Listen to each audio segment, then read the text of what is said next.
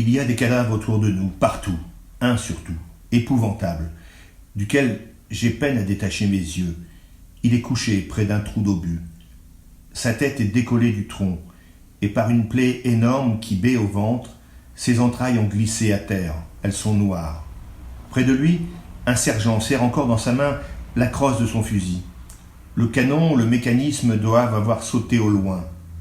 L'homme a les deux jambes allongées, et pourtant, un de ses pieds dépasse l'autre. La jambe est broyée. Tant d'autres.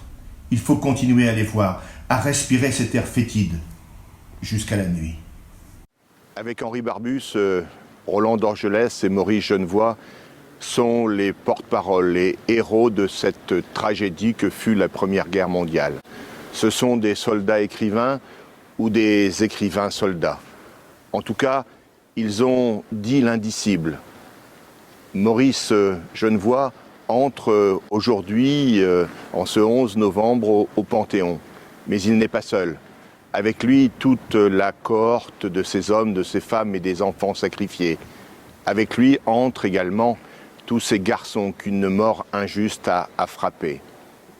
Roland Dorgelès, le Picard, fut le héros des Croix de bois, le livre, d'abord interdit par la censure, et puis de ces croix de bois qui surplombent les tombes de soldats français, allemands, russes ou roumains.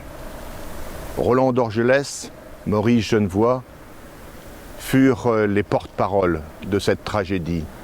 Et avec des mots, ils ont si bien traduit l'indicible, traduit les mots endurés. Un cri, étouffé à ma gauche.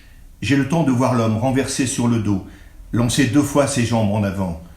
Une seconde, tout son corps se raidit, puis une détente, et ce n'est plus qu'une chose inerte, de la chair morte, que le soleil décomposera demain.